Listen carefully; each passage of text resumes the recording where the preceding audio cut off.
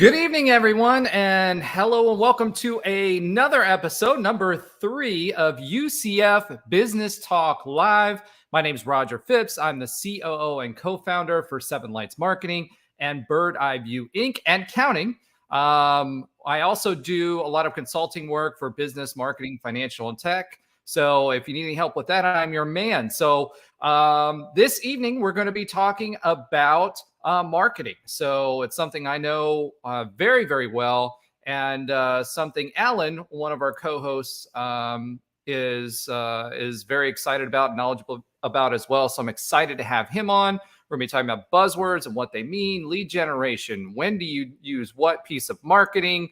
Maximizing your marketing dollar, branding versus acquisition strategy, moments of inspiration versus moments of commitment, and some other things. So without further ado, I'm going to welcome Rob and Alan to the festivities. So guys, welcome. Thank you for joining us again this evening. Super excited about yet another episode, and I'm really excited about episode number 4 that's coming up next. I'll share a little bit about that later on, but I can't wait to get started on that. But for now, let's talk about marketing. So marketing is one of those things that a lot of people talk about. They think they need.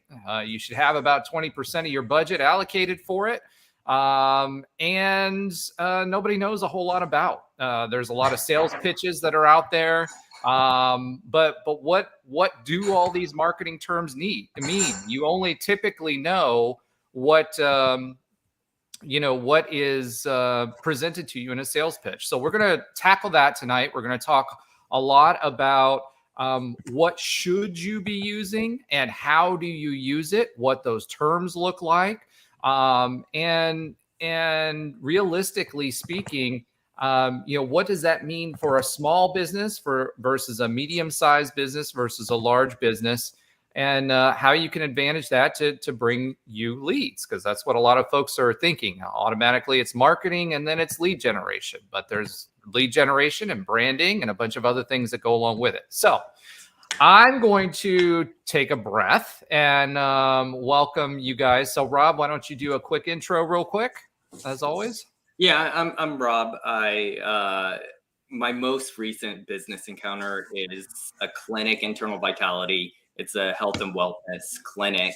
In the past, I've run companies, hospitalist groups that were pretty large. So this is a new world for me with the marketing. We did a totally different strategy with marketing with the other companies that I've done, but I've never had to market to per se individual customers. It's been more to businesses and that sort of thing. So this is going to be interesting for me. And I think I can maybe add some good questions of when you're starting a business, what do you look for? How do you navigate it? Because it's very confusing as a business owner in the beginning. Yeah, you're absolutely right. And, Alan and I both have experience on trying to market our own marketing business, but on top of that, providing marketing for others. So, Alan, why don't you give yourself a quick 2-second spiel? Yeah, hey everyone, I'm Alan Levin, co-founder of Smarty Pants Marketing. We're as Roger said, a digital marketing agency based in South Florida. And like Roger said, we help our clients with that lead generation and brand awareness and all the things we're going to talk about tonight. Awesome. Yeah. And you just came right sliding into our event here from an event, right? So you were at a client event. So how did that go? Did you win some business? Yeah, it went well. No, got some new contacts and everything, so can't complain. All right. So did you dress up? Do you actually have a button up? I'm right now in a polo. I did actually change in the nick of time here for this. Okay, awesome. All right, great. So as everyone knows, this is all UCF related. The goal with this podcast and with this YouTube show is to kind of bring folks together, highlight businesses. We're going to actually be bringing on some more businesses here soon, and connect everybody up and hopefully share with each other what we've learned. So. I'm going to start with marketing in general. I'll give a couple 2 cents on there. And then Alan, if you want to add on to that. And then Rob, I'd love to hear the kinds of things that what it means to you, right? So for me, marketing is when people think about marketing, they're like, okay, how can I get my net to be larger, right? So that's one part of marketing, right? And that's the lead generation part, getting your name out there, getting your face out there, getting your message out there, right? But where a lot of people lose their faith in marketing, or Alan and myself and Josh and a few other people we're talking about, you hear this all the time from clients. It's like, I've had a bad experience with my previous marketing company, so I'm a little hesitant about doing marketing, right? So where does that come from? Well, a lot of that people not talking about KPIs, and a lot of marketing companies will look at one individual thing that they're doing, and it's just that product. Because of that, it's not a strategy, right? And as a growing business, what you want to look for is people that are looking out for you. They want to, not just tell you what they can do, but what is the best path for you to get the results that you're looking for, and then be able to articulate that. Now, part of that is going to come from you as a business owner or business leader, right? And part of that is going to be, if the marketing team is any good, asking the right questions so they can help you with their understanding of what marketing is. So for me, in short, marketing is broadening your horizons and opening up your net in the sales funnel. It's building your brand and your messaging, telling people who you are and what you do. But lastly, transitioning that sales funnel from moments of inspiration to moments of commitment. That starts from your on the digital sense, from your online presence, right? So the root or the trunk of this tree is going to be your website. Your website is going to be your digital marketing space. It's your biggest storefront. It's also your cheapest one, by the way. But it's also a place where people can find you, find out about you, and then also do business with you. So when they want to. So your goal is, the moment of inspiration is going to tell them about what you do. And once you've captured that moment of inspiration, how is your marketing? How is your website? How is your digital channel and your digital storefront able to enable them to transition to a moment of commitment? And that is where sales and revenue comes from. And that is the purpose of marketing from my perspective. So now I'm going to take a step back. Alan, I'm going to let you kind of build on that from your experience and let me know what you think. Like about a specific element of marketing, or which exactly? Just marketing in general. What are your thoughts on what it is and what people should be aware of, et cetera? Yeah, to me, what I like to tell like my prospects and my clients, how I always approach marketing is, I feel like marketing is all about resonating with your target audience, without creating that like that moment that resonates with them. Whether it's an advertisement, whether it's a piece of copy, a website, a blog, a social media post, they're just going to keep scrolling. On average, you have about 3 to 5 seconds to capture someone's attention, or you lost them. So I always like to say, what can you do to get someone's thumb to stop scrolling, right? So I'm very big on making marketing resonate, and that could be in your messaging, your graphics, how you display your website. Everything that you should do should be trying to resonate with your target audience, and not talking about how great you are, but really how you can address someone's pain points. That's how I approach marketing, whether it's with advertisements or blogs, or you're making a video on YouTube, whatever the case may be. And there's a lot of things that go into that, but that's kind of for me, the genesis of marketing. Once you have, that digital storefront, like you talked about with your website and some of those foundational pieces, everything that I do is, trying to make sure that we are going to resonate with my clients, target audience. Yeah. And I think that's an important thing that you said when it comes to, understanding what those ancillary pieces are that move in and move you through that marketing workflow, right? Because there's more than one thing. So we'll talk a little bit about the individual products and things like that afterwards. Rob, I'm going to ask you to kind of step up to the plate now, and I'm going to ask you about what you what do you know about marketing to B2C, and what are some things that you ran across that you didn't know what they were when someone mentioned them to you? Yeah, I mean, in the past, we did a lot of our marketing was kind of twofold. One, to do brand awareness for us. This is in my prior hospitalist group. We would do brand awareness so people would know that we had certain services that we would be in the community, be available. Then we had a lot of direct marketing where we actually had marketers actually go to offices and market that. So that was a lot of the marketing in that realm. In this new realm, it's more of almost selling a service. So now it's also again about getting brand awareness, also about attracting the right patients that we want so that it's efficient and we're not wasting the patient's time or our time in providing the service that they need. And then once you get in there, there's a marketing one-on-one. And exactly what Alan said, it's that pain point. You have to figure out the pain point both locally inside when you're having that transaction, but you also have to have that pain point to attract the right people. So I think as a new business, the most confusing thing for me is you have a budget, right? You figure out a budget. Where do you start? You need a short-term plan and a long-term plan, I guess. So how do you balance all of this as a new business owner when you're starting and get the results you want with the maximum benefit, I guess? All right, that's an excellent point. And for me, the way I like to term it is maximizing your marketing dollar. That's the catchphrase. Rob's heard it, Alan's heard it, everybody's heard me say it. And what that means, generally speaking, the only way a marketing company can do that for you is if they offer more than one service, right? Because otherwise, they're just going to sell you what they have, right?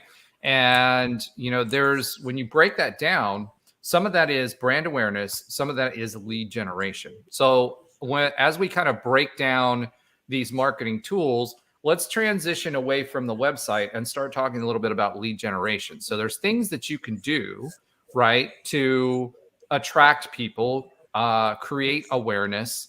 And let's start with two of the big buzzwords for marketing right now, which are SEO and SEM. So everybody's probably heard that acronym. Well, what does that mean? Well, SEO is search engine optimization, right? And what that means is organic searches. And organic searches are when someone types in, hey, I'm looking for, some boosting to my vitamins for this XYZ hormone or whatever it is that they're looking for. Rob's going to pop up on that because Google has an algorithm out there that says that he's relevant to meeting that need. And what Google's trying to do is take all the information off your website, all the information that you're providing on other formats, right? So like Google My Business and all of those other things. And it's bringing it together and it's saying, how relevant are you to that person and what they're searching? So there's a lot of components on SEO. We'll talk a little bit about those in a little bit more detail. Then there's SEM, right? So search engine marketing, right? And so that's a whole different standpoint. To me, the way I like to talk about search engine marketing is it's what gets you out the starting gate, right? So you have to, in order to show your relevance, you have to get people to traffic your website or whatever it is that you're putting out there. And search engine marketing allows you to do that. It allows you to stand above everyone else, right?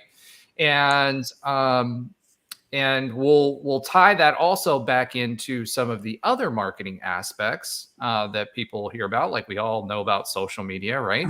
But how does that turn into clicks for you? So let's start with that. And Alan, I'm going to let you talk a little bit about lead generation. Yeah, sure. I mean, it's like you said, I mean, those are our two primary strategies for lead generation. I mean, I always do tell my clients, really, you can get your lead from a lot of different places, whether it is organic social media or email marketing, some of the things that we haven't discussed yet. But to me, those are SEO and SEM or PPC or paid advertising on social, that kind of Why realm. don't you explain what PPC is? Sorry. So PPC is Google pay per click. So it's ads that appear in Google's search engine, usually at the top or the very bottom. They say ad right next to it, and you're essentially paying every time someone clicks on one of those ads. So they call it pay per click. Yeah, I mean, but to me, those are kind of the two core areas of digital marketing that attract the leads, which would be the advertising side and the organic side, which is the SEO. So to me, those are such critical pieces. Really, what it comes down to is, the amount of time and the amount of money you want to spend, the amount of time you want to wait. SEO is definitely a longer term play, especially if you're a new website, a new URL with very little domain authority, haven't been around a while.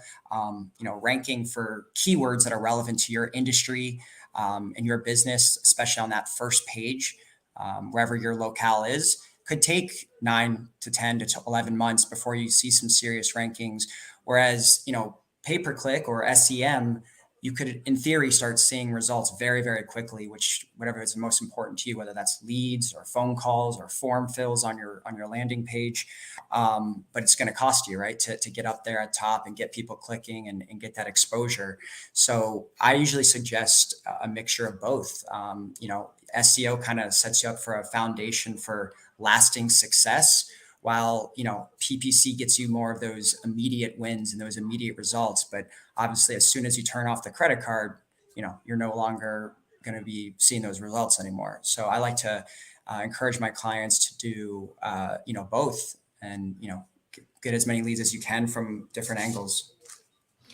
So I love that you said that too, because a lot of times when I'm talking with clients, it's also, especially newer clients, it's about it's not just about the ads. All they hear is ads, right?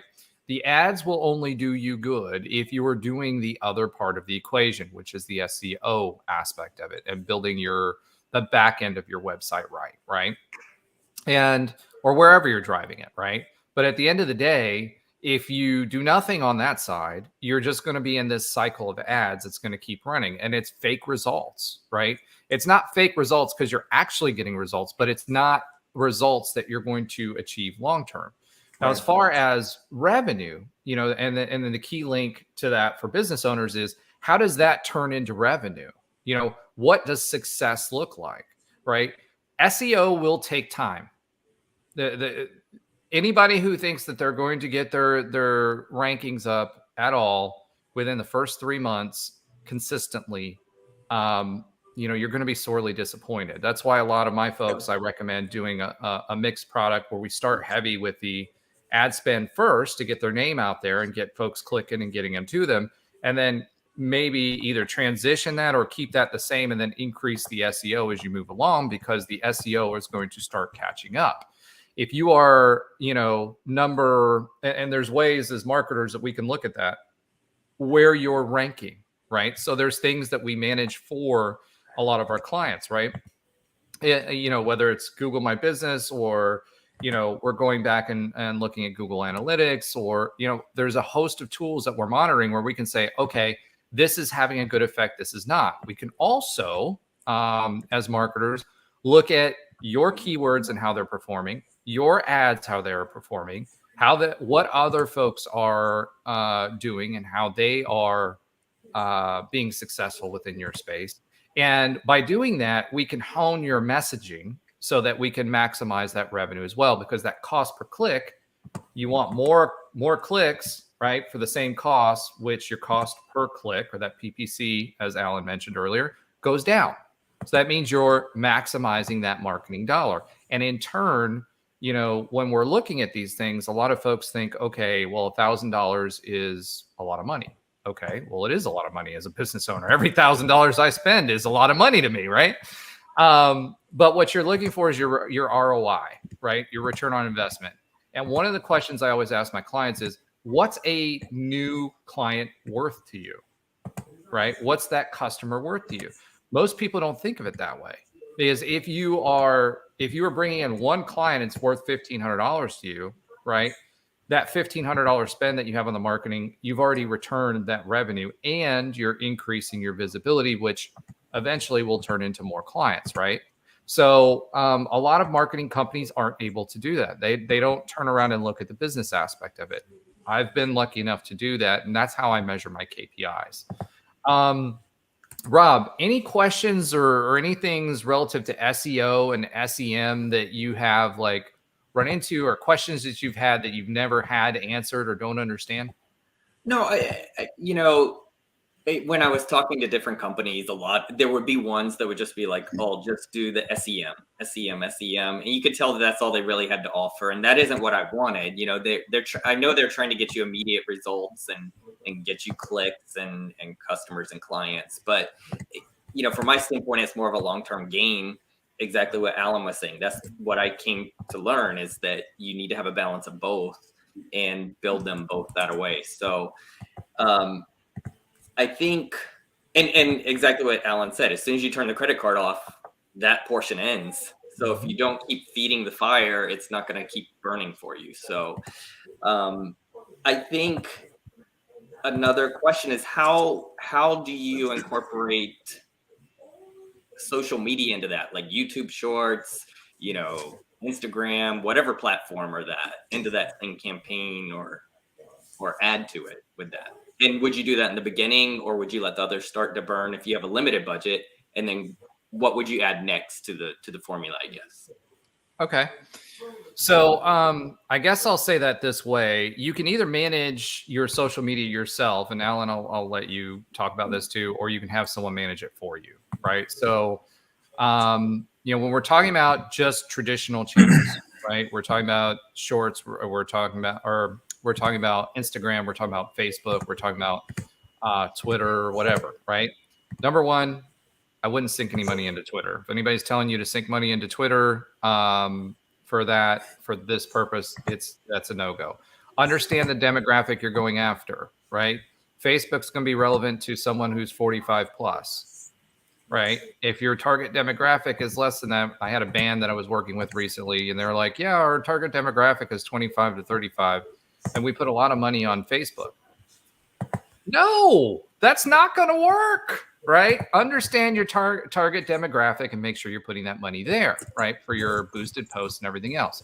Now, as far as SEO and SEM, what you're trying to do is drive people back to your website, right? So everything that you're doing in your social media, yes, you want to grab their attention. But when you're going through SEO and you're looking at SEM, one of the offerings that we have is reporting, right? And we'll go back and we'll go and look again how those keywords are performing, what keywords are working for you, what ads, what are working in that space. So the goal is that should be a campaign. All of that messaging should be integrated in some way. It doesn't necessarily have to look the same, but that content, the number of hashtags that you have, the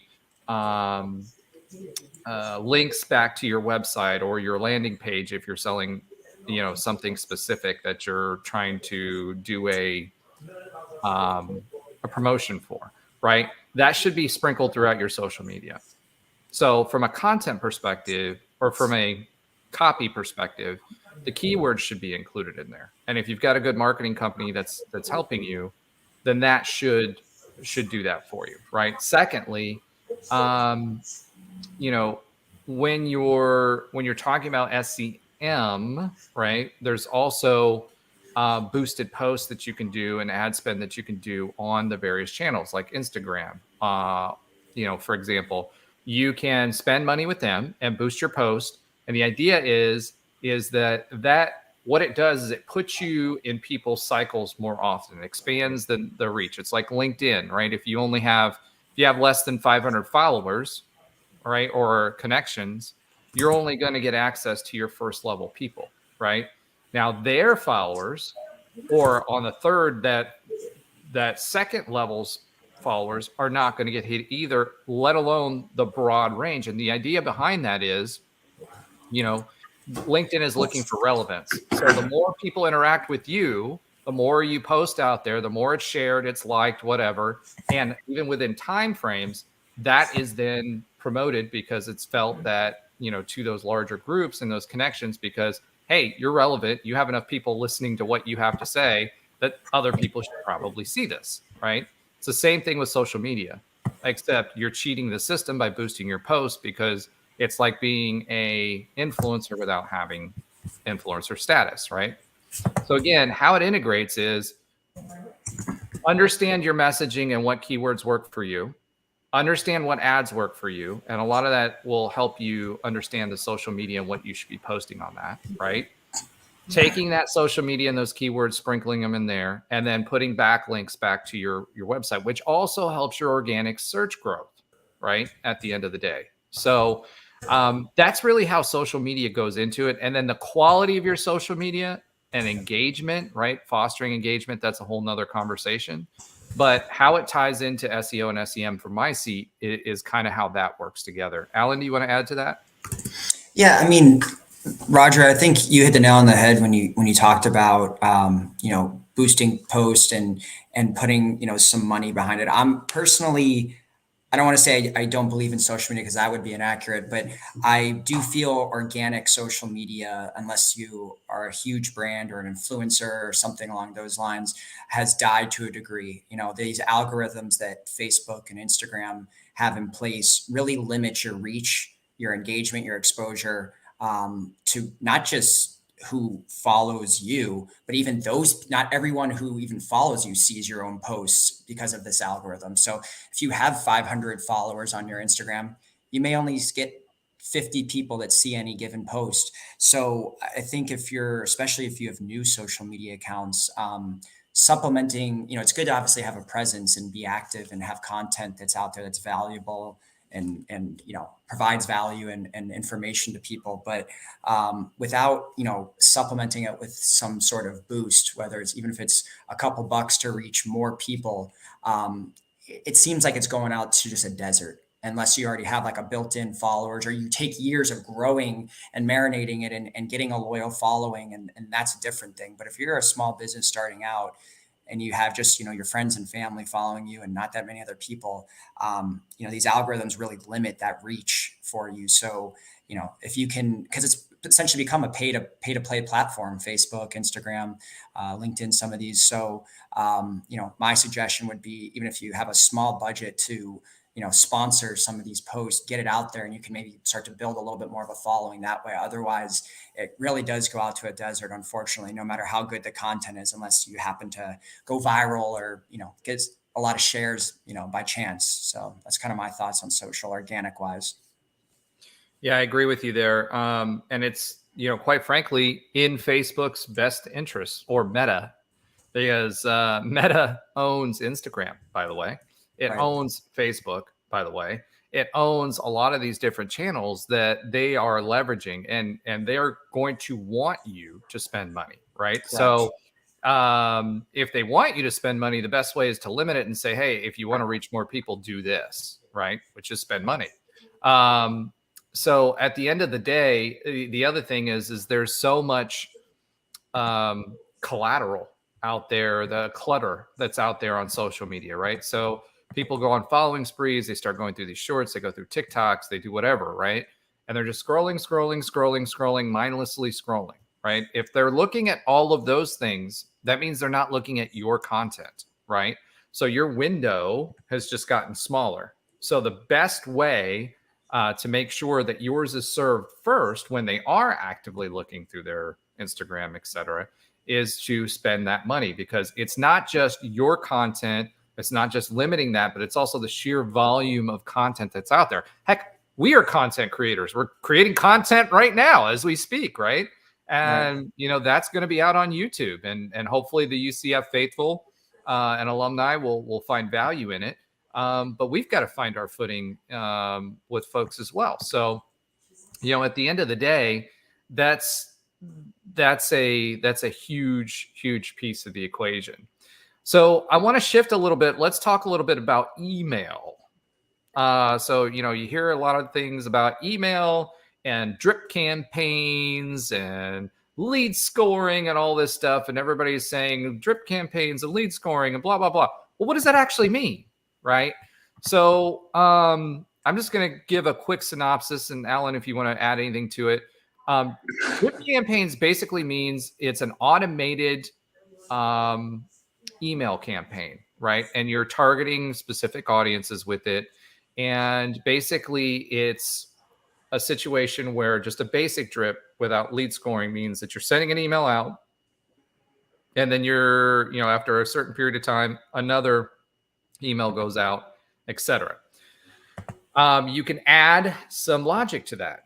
if you've got a good marketing company, right? So some of that logic could be, hey, does this person interact with the email? Do they open the email? Whatever, right? You layer that on. And then lead scoring is where you actually can come up with a numerical value for the actions and how they interact with that, and then drive the automations for the email campaigns through that. So if you send them the first email and it's about, let's say you're a lender and you're doing car loans, right? You send a car loan email out and everybody's like, oh, whatever, it's another car loan rate email, blah, blah, blah, blah, blah. Okay, they may open it, they don't interact with it. It gets a low lead score. Okay. Then it goes into the next one. The next one is a car related item that you might be interested in. If we know that you're looking to purchase, right, which we do, there may be things like about insurance or warranties or how to buy a car or other ancillary information that you could put out there to provide value to them. If they again have low value in that, then you move on to the next aspect of that car buying experience, right? And it's all predicated, and where it goes and how it goes is all predicated by how they interact and those score values. I feel like those email drip campaigns can be useful for lead generation, but not for lead generation, but fostering leads and kind of working them through the process once you have them, right? If you're doing that, or I'm going to quote it organically, meaning that you're generating the leads versus going to buy the leads. Because remember, a good lead is probably going to cost you anywhere between 25 and 50 bucks per lead, right? So you can either put that money into the marketing aspect of it and try to get it on your own and get the other ancillary benefits of it, or you can spend some money to a company that is just basically referring someone to you, but is not a qualified lead. They're auto dialing on phones. They're sending email or letters, and they're saying, "Hey, you can get a free consultation for XYZ." Well, that's great, right? A lot of them, like in the financial space, is like, "All right, we'll give you a free financial review." That doesn't mean they're a buyer, right? So transitioning and buying those leads and looking at qualified leads is different than spending that money on the marketing on your own. Drip campaigns are much more useful for folks that you've already acquired, but they can be used on those large lists that you buy as well. Alan, anything to add there? Yeah, I think it's like what you said. I think it is the automations and the drips are definitely, it's good if you already have an existing database. So if you have whatever, a database of 2,000 people that you've collected over the years, any one of those people could be a lead, but it's kind of what you said, Foster, you got to nurture them. And to me, what the biggest thing automation does is it makes your emails relevant. Just because you have 2,000 people, as a marketing agency, if I send out an email about the benefits of Facebook advertising, well, not all 2,000 people are going to be interested in that. But with these platforms that exist now, I can see who opened the email. I could see who clicked on the links within the email. So I know for next time, I'm going to tag these people or segment them. They're interested in Facebook ads. So then I send another email about Facebook ads and it only goes to them. So I think it makes your emails a lot more relevant. It will reduce your, people that are opting out or unsubscribing from you because they don't find your emails interesting. And it just makes everything a lot more relevant. And you can start sending more targeted, segmented emails and not just basing it on, not everyone gets the same thing every single time you send an email. Yeah. And lead scoring helps with that too, right? So the advantage of that is you're doing that shaking out of those people up front, right? So you're creating that campaign all at once. You're letting them all filter through and it's doing all of that instead of having to resend it. I will say this, on an average mailer, if you're planning on sending a mail piece out, you're going to get about a 1% return rate on that. And they're super expensive. So when you're talking about trying to market to people, even if they're cold, right? And you're trying to buy a list and cycle through them, there is value because it's a lot cheaper than if you go do the traditional mailer route, et cetera. So Rob, anything that you wanted to ask about emails or drips or anything like that? I just wanted to say, I've done a little reading on email drip campaigns and this, and I know there's a lot of pitfalls to it. So I think it is important to be associated with someone who can manage these, because like you said, you need to know your user opening. You need to know if they're actually being delivered, because there's a lot of pitfalls to that where it can just get hung up in the spam or not even be delivered, right? So you don't want to waste all this list just sending them out. And I think it's, if you don't know what you're doing with it, because there are softwares you can buy and try to do it yourself if you have a list.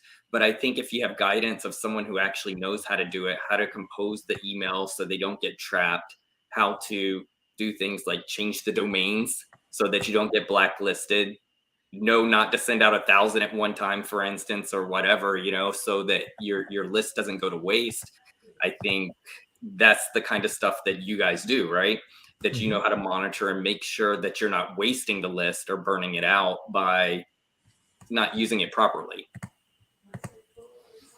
Well, thank you. Yeah, absolutely. That's one of the things that that's why you hire the professionals, right? So it's just like anything else. I work on my car. I like to work on my car, but there's certain things that I won't touch, right? So, and I'm a car guy. I mean, I've got a 66 Mustang, and for the most part, I'm not afraid of breaking it. And so I'll do whatever I need to on that car. On my Charger that I have, I drive a Scat Pack Charger. If it has to do with electrical or wiring on this Charger, I'm not messing with it, right? But I will put an intake, not a supercharger, but a few things on there if I wanted to. But there's certain things I just trust professionals, and it's money and time. Part of this is part of that cost calculation and that give back is you can do these things yourself. It will take you longer because there's a learning curve with everything, right? And it's taking up time for you as a business owner from going and doing the things that are going to generate revenue based on what you know, right? You're in a business for XYZ. As a leader, whether you're a CEO, a founder, or just a leader, you should leverage technology to do those things and the people that know how to use it so that you get that time back to yourself. That value proposition, if you're paying yourself $70, $80 an hour, if you do the calculations out, right? Or you want to pay yourself 70, 80, 120, 140, whatever that number is an hour, right? You've got to have time to put your talents as a CEO and a driver of the business to grow in order to make that happen. If you're spending time trying to fumble around and create email blasts or drip campaigns or anything else, that's time that you are not just spending, but it's money out of your pocket because it's taking away your ability to affect the rest of the organization. So, all right. Let's talk a little bit about video. So that's one of the things we specialize in. Alan, I don't think you do any video production, right? Not really, no. Okay. So for video production, that's more of like a branding and informational type of thing. There's different types of videos. You have short segment videos, right? And short segment videos like 30 second, 60-second clips. You can use that, for Rob, if you want to get the most bang for your buck, you can use that in your YouTube shorts as well. But a lot of times those are informational, right? Or if you're going out and you're buying time at a local TV station or Spotify or YouTube or wherever it is that you're putting it out there. A couple of things you need to know. One, make your content engaging. Don't make it a boring commercial like every XYZ. I mean, you don't have to be the Budweiser, that's a bad example. You don't have to be the, sorry, didn't mean to throw that in there. The what's up guys and all. Yeah, whatever, right? Be clever with it, right? Grab people's attention, right? Number two, there's different types. So you can get actual video production where you have a full-on production where, someone comes out, they video you, they layer audio on it, etc. They tell storyboard with you. Or you have like these animated shorts, right? Those are cheaper for you. So if you're looking for something that you're looking to do a commercial, typically animation is going to be cheaper for you, especially early on, which it can still be quality. It can still make sense. It can still get the message across, but animation is going to be cheaper because you don't have to go in video on site, right? That video is going to be something that can be done behind a computer screen. And then, the other part about that is see if your video production team actually can do the buying for you, the media buying for you, right? Because you have to go out and show this thing. You've got to pay people to show this thing. Have your video production team see if they can do that for you as well. Because typically, if you're working with the radio ad guys, they have a much higher margin on those sales of the slots than if you go with someone else. And remember, it's not just radio, it's not just television, it's also Spotify, it's also YouTube, it's also whatever. And you can also take that audio that you've pulled from that and use it on other platforms, so you may pay for the video. You also have a separate audio file. You can go use that at other places. Commercials, really, there are very few people that can do it at high quality. And by that, I mean, where you are, the larger scale organizations, as you start working into middle and large size organizations, Fortune 500s, for example, or universities or whatever, they're going to want full on shoots. So that's where you've got folks that are coming in and, you're bringing a crew, you're doing the video production there, you're doing the editing on the back end. So for those animated shorts, you should be looking at somewhere between $900 and $1,000 for one of those, right? And that's one edit.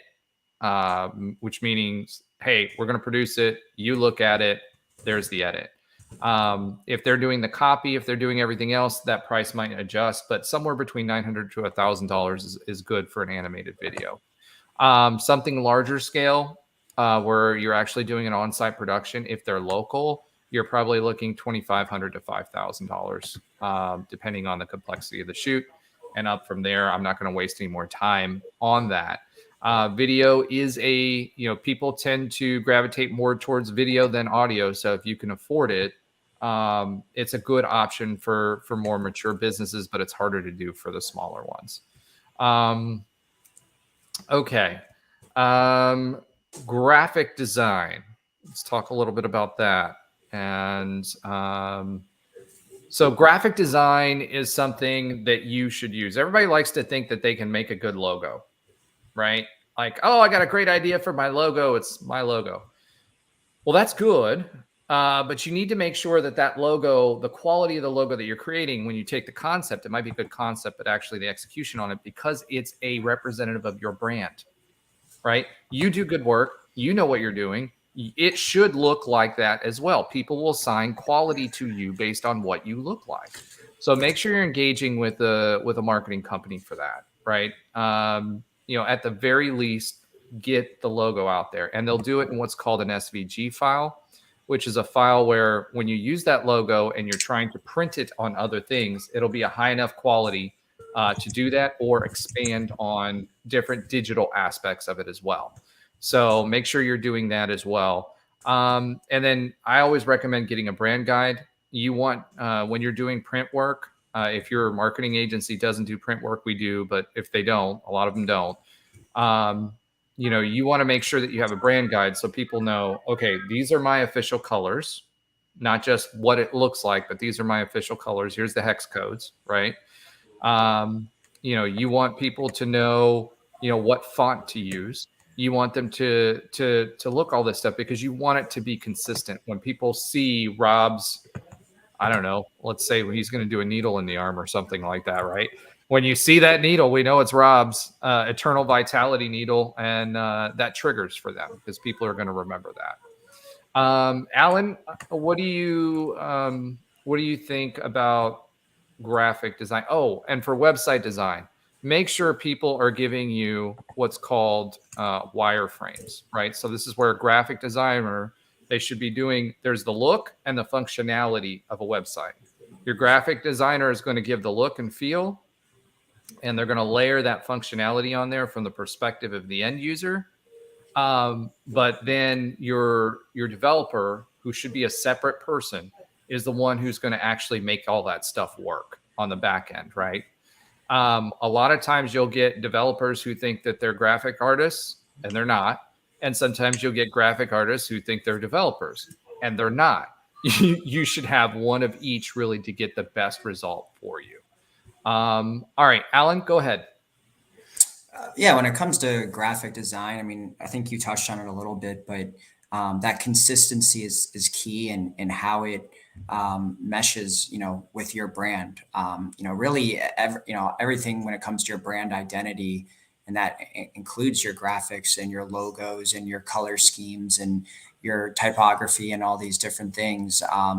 It should have a kind of consistent identity, your brand message, your brand personality, and just your overall presence. I think should all be kind of consistent, and your graphics speak to that. Maybe it's how you design certain graphics. Do you have a border around them? Are you using your logo in them? Are you keeping the color schemes consistent in there?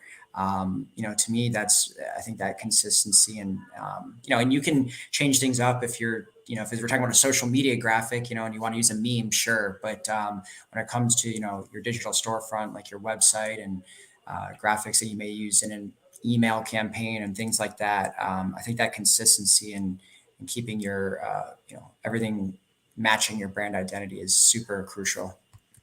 Yeah, and make sure it's accessible when you're doing that website, right? So one of the things that people don't realize is that the accessibility of your website is part of your organic search.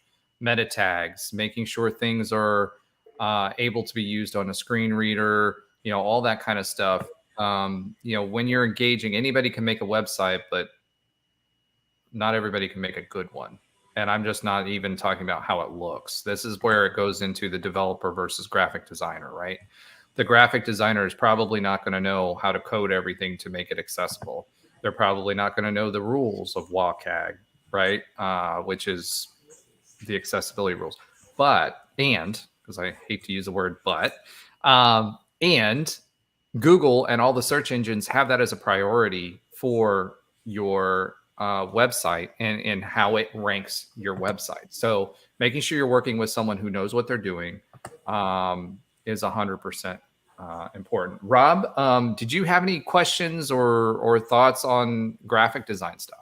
No, I think you guys hit on all the points that I've kind of done with my research. Is you want to make sure it's consistent across the board, that you can reproduce it when you blow it up. It's not blurry, like you said. Have a good file.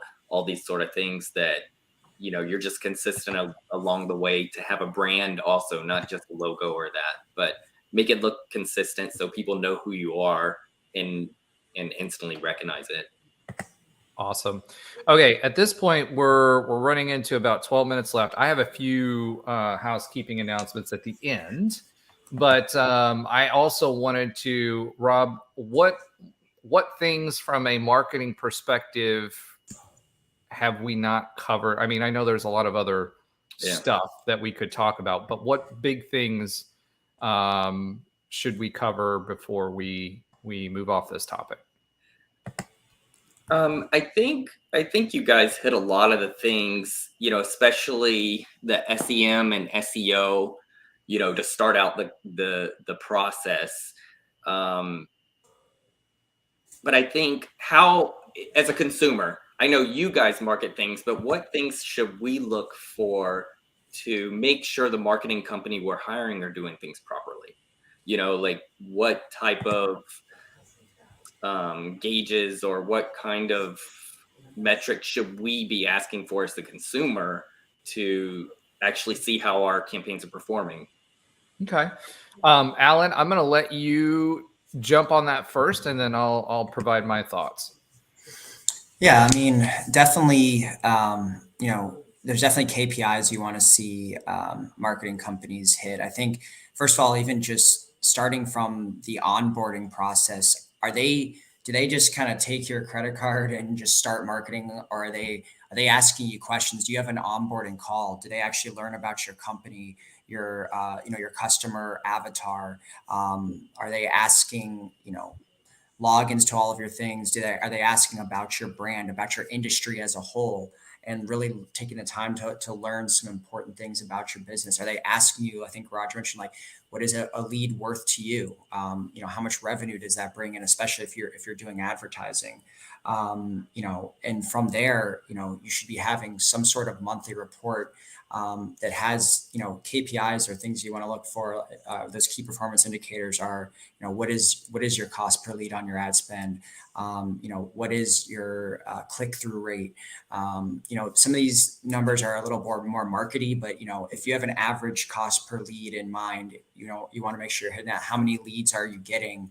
And are you getting, are those leads good leads? For me, I mean, there's quite a few other things. I could probably go on this subject for a long time, but, keeping a marketing company, why a lot of people complain is they feel they don't get results or their money's not going anywhere. So I think one thing is, kind of like Roger said, are they maximizing your marketing spend, and are they doing the right strategies for your business? And that takes knowing your company, a little bit about the industry, and who your customer avatar is. So they should be asking all of those things, among a bunch of other kind of strategy things, and budget, and what marketing you already have in place. Do you have any landing pages? Do you have social media pages? They should be gathering all this information. And when I talk to my clients monthly, I like to know any updates in their business.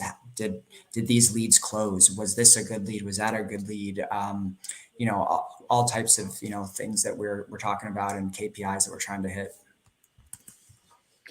All right, Alan. Very, very comprehensive there, and I think you hit on a lot of the stuff we were talking about. So for me, Rob, I think some of the questions you should be asking is, one, do you understand what type of business they are? Are they a one service shop, right? Because whenever it's a one service shop, they're after your dollars. It doesn't matter if it's the right thing for you, right? So that's the first question. I've only advocated for agencies, and the reason I do that, I've only worked for agencies, or with agencies, or created agencies, or however you want to say it, right? Because I, as a marketing person, my goal is to generate revenue for you long term, right? And my value proposition to you is you're just like anything else. I think of it as a business person, because I was a business person before I was a marketer, right? What's the ROI that I'm getting for you? Everybody should be providing you some sort of reporting, and sometimes there's a cost with it, depending on what the reporting is, right? But there should be a reporting that's telling you like the efficacy of the efforts on that particular product, right? But if I'm listening to a marketing company and I'm interviewing them, because that's essentially what you're doing on a sales call, right? Is you're interviewing them. So don't be afraid to ask them questions, right? That's the important part. Is that marketing company should be asking me things like, what are your goals? Because that's different for different people, and that requires different approaches and different products, right? As far as budget, don't be afraid to tell them what your budget is, right? For me, it's a lot easier. Instead of me pitching you the 7,500 things that I can offer you, that's going to cost you a grand total of $75,000 a month. That's not true, but let's just say the $75,000 a month. I'm not going to be able to have that conversation in a way that makes sense for you. I should be finding out what your budget is. I should be finding out what your goals are. I should be finding out who you are and what your messaging is, right? And then putting together kind of a plan on the products that I have to kind of present it to you and say, this is what I think is going to maximize your marketing dollar. Because it's not just about you buying a productized product, right? They're selling it to you as a productized product, which means that they're only selling you that thing or that group of things, which you may or may not need. You could use that money towards something else. So I'd be asking about that. As far as KPIs, I'd also be asking on figuring out a way to identify revenue and turning that into a actual count. Okay, I make X amount on this, right? On this person. That means for me to spend every $1,500 with you, I need 3 of these, right? Now that doesn't mean that you're going to get 3 leads, that means you're going to get 20 leads and 3 of them will turn into actually paying clients. So engage with your marketing agency, see if they're willing to commit to something like that. You can't always hold them to it right away, but you should be trending up. And also, time. If someone's trying to tell you, hey, I've got a monthly whatever, right? Or I've got a 90-day contract. I know, Alan, this digs into your craw a little bit because of how you did things in the past, right? Yeah. That tells me that you're not giving them enough time and commitment to do that. And they should be setting the stage for a long-term commitment with you, right? Because they want you to do well. And they're investing in you, hopefully, as much as you're investing in them. And so that's what you should be looking for, in my opinion, is, what questions are they asking? Are they asking the right questions to give you the options for what you're looking for? That's going to maximize your marketing dollar, because that's their goal, right? And then, making sure you're working with people that aren't just there to cash a check. And a lot of those people are going to be people that are going to offer one thing, and they're going to limit the number of options you have so that they can say, okay, on each one of these things as a business, we can make this amount of money. That's not benefiting you at all. So make sure you're doing your homework, understand what it is. And, obviously, sometimes it's also worth consulting. Sometimes it's worth talking to someone and just having that conversation and spending a few hours with someone that they know, even if you don't use them for their particular services, but actually sitting down and saying, what should I be doing? So you have an independent viewpoint. That's also something that I'd recommend. So, okay, I'm gonna be quiet. Rob, did I answer your questions? Well, yeah, no, definitely. You guys hit very good points. So thank you. Okay, awesome. I'd also, just a quick point is, I'd add them ask for past results. They should have a case study or be able to speak to what they've done to help other people within your industry, or, I think also kind of what I was asking is, we're, for instance, I don't have a marketing background. So what's a realistic expectation? I guess that's what I would ask is, for instance, on a drip campaign, out of 100 emails I send out, what percentage of people would be a successful campaign to be a potential customer? Is it 1%? Is it 2%? Is it less than that?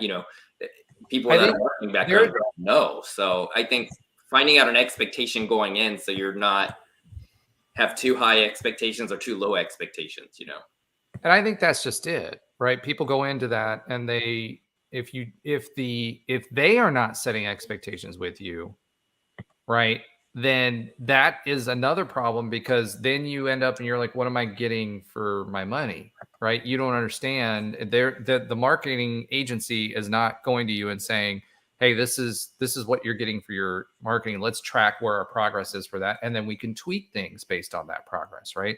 It's not just about that performance. And this is where I'm going with marketing companies are going to give you the performance of their product because that's what's in their control. What you're looking for is someone who's willing to talk with you about the revenue side of it, right? Because for the marketing company, the revenue side is also dependent on who is doing the closing. If you have terrible closers on the client side, then it doesn't matter. The revenue is not going to be there. So you want to take as much off of the client as well, create a consistent experience. And that's where I was talking about that moment of inspiration versus the moment of commitment, right? Can your technology create the commitment? Do you have a path to do that at the time that they want to do it and how they want to do it?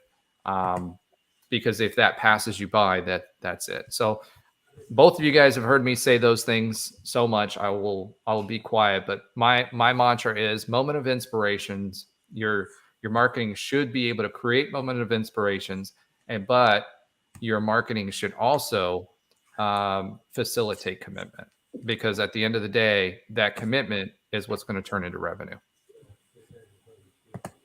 All right. We're running right up against an hour. So guys, any other quick hitters? Rob, any other quick hitters from your seat? All right. So let me say this, just a little bit of a foreshadowing here. Next week, we are going to be presenting our long-awaited tool. I've seen it. I've played with it. It's gone through beta testing. And Josh will be back with us to talk about the tool that was created to help facilitate UCF business owners connecting with each other. I've also got conversations going with the incubator program. So I'm meeting with them again on the 26th. They're really excited about what we're doing. And so the idea there is to, obviously for them to support us, for us to provide a platform for UCF entrepreneurs who are working in the incubator program to present themselves on social media, but also interact, ask questions. And then we're hoping that we can connect them with some mentors as well. And then in addition to that, we are excited to announce that we're going to have Jesse from Oh Dang Hummus. If you guys remember him, he went to the Shark Tank. He didn't end up working with them, but he ended up, having a very successful business, UCF alum. And he's going to be telling us and talking with us a little bit about his story. And then we're going to be talking about how to get capital for businesses as you're growing on next week's show. So super excited about that. Guys, any parting thoughts, any parting words? No, that was another good session. I think, your marketing strategy is so key for your business growth, which is obvious. But yeah, make sure you choose the right company and make sure, you have a plan that works for you and helps you grow and scale and sets a foundation for lasting success. Sales are the key to any business. Everybody's a salesperson. It doesn't matter what you are doing in a business. It's a sales organization, because without the sales organization, there are no hammers are swinging. So I agree with that wholeheartedly. Rob, anything from your seat? Yeah, I just wanted to follow up on our last episode about hiring. The UCF Career Center, they're having events right now, actually, in June. So if you're looking for people or interns, they're having a bunch of webinars. So go sign up and get a handshake account and get involved, because you can help UCF alumni and current students that way. Also potentially get employees or even internships. These are webinars about how to get involved with UCF with that. So I think that's another way we can help our university back and potentially help ourselves too. So. Yeah, and I'm actually talking to the alumni folks still, trying to get some connections hooked up with that. It's funny, not taking anything away from the alumni folks, because they have day jobs too. But it's a little harder to get the ball moving with the alumni folks than it has been the rest of the folks. So we'll have some updates there as well as we kind of move along. But yeah, 100% agree on that. If we can connect folks and get them jobs, with UCF businesses, that was a big part of this as well. All right. Outside of that, I think we're done for the day. Alan, if you just want to tell people where they can find you and a brief, well, you kind of talked about what you do, but where can they find you? Yeah. Thanks, Roger. They can just find me at smartypantsmarketing.com. That's pants with a Z. Or you can find me on Instagram, Twitter, Facebook, all with that same account name, Smarty Pants Marketing with a Z. Awesome. Rob, how about you? Yeah, you can find me. My website's myeternalvitality.com. It's a new wellness clinic. So if any of you are interested in that, or just have questions about the industry or even the healthcare industry, I've been involved with that for a long time. If you have any businesses related to that, I'm glad to help out also. Awesome. Thanks, Rob. And then for me, Seven Lights, you can find us at sevenlights-agency.com for that business. I have another business, as you can see now in my screen name there, the Bird Eye View. That's a real estate business that's we're currently continuing to build out and add new businesses under that banner. And then I have another one that we're in the middle of incorporating right now. That's a software business, so I'm excited about that. You can we created a Twitter account. We will be creating a Instagram account as well. It's UCF Business Talk, at UCF Business Talk on Twitter. or UBT Live. Obviously, we'll have the YouTube channel, and we'd love to have some more interaction, engagement, and go there. I'm finding that more people are listening to it after we go, but we're now expanding it to the rest of the UCF community. We'll start putting that out there later. We did kind of a controlled group up until this point, and all of these episodes will be live on the YouTube channel and public, so other people can find us as well. And you'll see some stuff on our social media channels as well about the show. So follow us at UCF Business Talk. We appreciate you, and till next week. And oh dang hummus! Have a good one, y'all.